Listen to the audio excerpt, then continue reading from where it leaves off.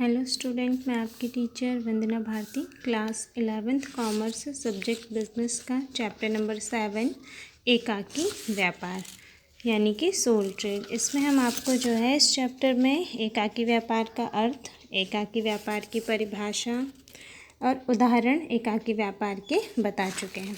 आज हम आपको जो है एकाकी व्यापार पर वैधानिक प्रतिबंध कौन कौन से हैं ये बताने जा रहे हैं। तो एकाकी व्यापार पर निम्नलिखित वैधानिक प्रतिबंध यानी कि लीगल बाइंडिंग्स लगती हैं। क्या क्या है? पहला तो है अनुबंध करने की योग्यता।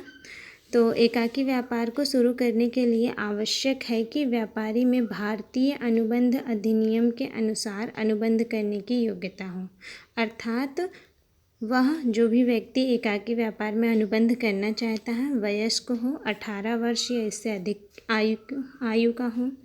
दूसरा है उसका मस्तिष्क स्वस्थ हो। मस्तिष्क स्वस्थ होने से मतलब यहाँ पे है वो पागल ना हो। तीसरा आपका है वह दिवालिया ना हो। यदि इनमें से किसी योग्यता का अभाव हो तो उसके द्वारा किए गए सभी अनुबंध अवैध माने जाएंगे यानी कि इनलीगल माने जाएंगे। दूसरा वैधानिक प्रतिबंध है असीमित दायित्व।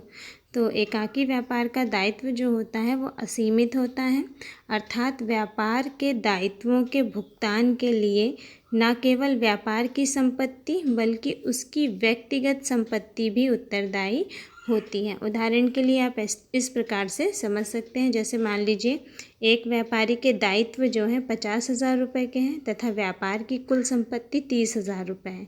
तो 20,000 के भुगतान के लिए उसकी निजी संपत्ति, मकान, जेवर, रोकड़ आदि प्रयोग में लाई जा सकती है। तो असीमित दायित्व को इस तरीके से भी कह सकते हैं कि जो असीमित दायित्व होता है एकाकी व्यापारी द्वारा व्यापार की संपत्ति के अलावा वह अपनी निजी संपत्ति से भी अपने दायित्वों का भुगतान करना पड़ता है, इसे ही कहते हैं असीमित दायित्व। तीसरा आपका है वैध व्यापार। तो एकाकी व्यापारी जो है उसके द्वारा राज्य द्वारा प्रतिबंधित व्यापार, जनहित के विरुद्ध व्यापार तथा राज्य द्वारा अवैध घोषित किए गए व्यापार शुरू नहीं किए जाने चाहिए। उसे राज्य द्वारा आज्ञा लेकर अनुज्ञा पत्र प्राप्त करके केवल वैध या लीगल व्यापार ही शुरू करना चाहिए। चौथा पॉइंट आपका है कर संबंधी नियमों की पूर्ति। तो एकाकी व्यापारी के लिए यह आवश्यक है कि वह केंद्रीय, प्रांतीय तथा स्थानीय सरकार द्वारा लगाए गए विभिन्न प्रकार के कर, जैसे कि आयकर है, बिक्री कर है आदि जो है उनको चुकाए तथा उनसे संबंधित नियमों व उपनियमों का पालन करे।